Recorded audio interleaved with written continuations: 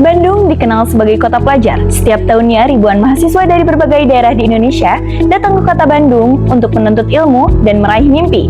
Namun, di balik romantisme kota kembang, ada satu realita yang dirasakan semua mahasiswa perantau, yaitu hidup serba pas-pasan.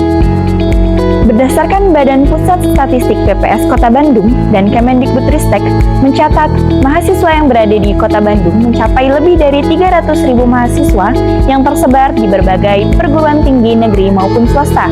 Sebagian besar dari jumlah tersebut merupakan mahasiswa perantau yang berasal dari berbagai daerah di Indonesia, dari luar Jawa seperti Sumatera, Sulawesi, hingga Indonesia Timur.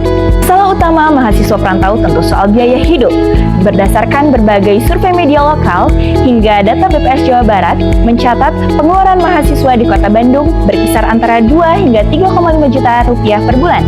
Angka ini menuntut mahasiswa perantau untuk menyiasati pengeluaran mulai dari tempat tinggal, makanan, hingga kebutuhan akademis. Disinilah low budget high spirit benar-benar terasa. Warteg jadi restoran favorit mahasiswa, masak bareng jadi solusi hemat, dan promo makanan selalu jadi buruan. Bagi mahasiswa perantau, bertahan hidup bukan berarti mengeluh. Justru dari keterbatasan, lahir kreativitas dan solidaritas. Baik, sekarang kami di sini sudah bersama dengan salah satu mahasiswa STAI Darut Tauhid, di mana beliau adalah seorang ketua Dewan Eksekutif Mahasiswa sekaligus seorang pekerja. Baik, Kang Faisal, izin kami di sini izin mewawancarai gitu terkait dengan bagaimana cara Akang menyelarasi ketiga peran tersebut, di mana Akang ada seorang mahasiswa, seorang ketua organisasi juga, dan seorang pekerja. Bagaimana cara menyelaraskan ketiga peran tersebut dalam satu waktu? Terima kasih sebelumnya ya, izin menjawab apa yang sudah ditanyakan.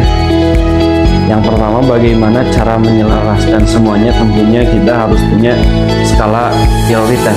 Bagaimana, apa dulu sih yang harus kita kerjakan, mana dulu yang harus kita lakukan gitu.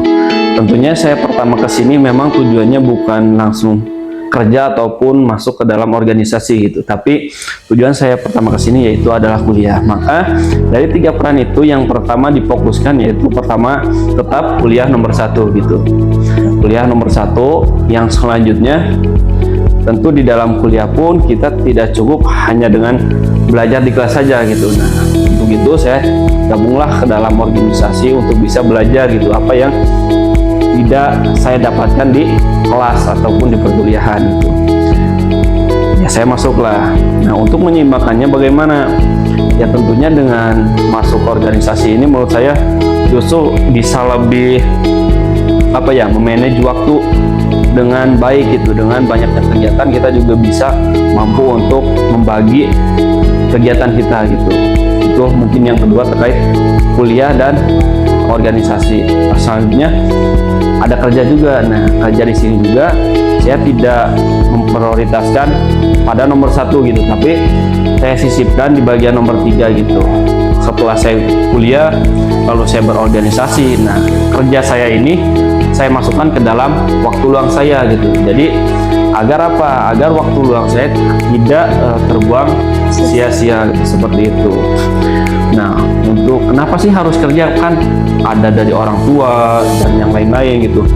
Ya memang ada dari orang tua, cuman untuk yang dari orang tua saya fokuskan kepada keperluan yang sifatnya lebih banyak manfaatnya gitu, ataupun kayak jajan ataupun perlu barang-barang yang diinginkan, itu saya menghindari pengeluaran dari uang orang tua gitu. Jadi orang yang dari orang tua itu hanya fokus kepada yang pertama untuk bayar kos karena saya ngekos, terus yang kedua makan gitu. Selebihnya itu disimpan. Adapun memang kebutuhan-kebutuhan yang kita inginkan ya usahakan dari pekerjaan yang tadi gitu. Itu saja Kang yang ingin kami dapatkan gitu dari Akang. Terima kasih banyak atas waktu dan juga kesempatan dan juga pengalaman juga cerita bagi kami semua. Semoga cerita ini bisa bermanfaat bagi teman-teman dan juga pemirsa di sana. Baik, kami di sini sekarang bersama dengan salah satu mahasiswa STI Darut Tauhid yang merupakan perantau dari Maluku. Halo Teh Kalian. Halo. Teh Kalian, bagaimana perasaannya menjadi mahasiswa perantau dari Maluku ke Bandung? Itu kan jauh dengan ngekos gitu. Lalu bagaimana cara Teh Kalian menyiasati biaya kehidupan kos, di mana harus bayar kosan, terus juga harus memenuhi makan dan juga kebutuhan akademis bagaimana?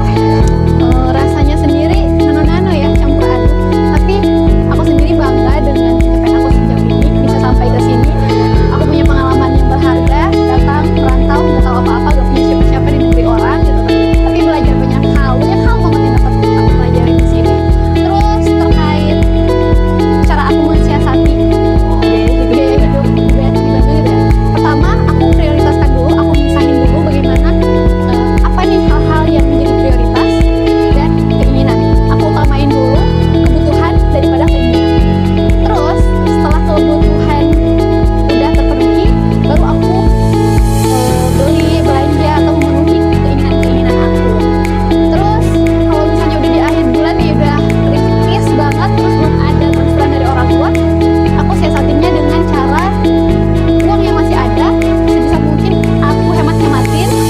Dengan cara apa? Aku masak. Soalnya tuh kerasa banget ya buat aku pribadi kalau beli itu wah Lumayan ya, pagi siang sore 10.000 30.000 ya Teh. betul. Sedangkan 3 masak, kalau masak 50.000 tuh bisa buat semingguan lebih. Oh, luar biasa, berarti pengiritan atau penghematan atau menyiasati itu dengan masak di rumah.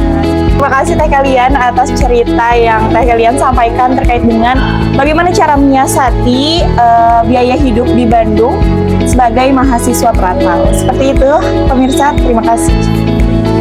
Hidup sederhana mengajarkan mahasiswa perantau arti cukup, kerjasama, dan kebersamaan.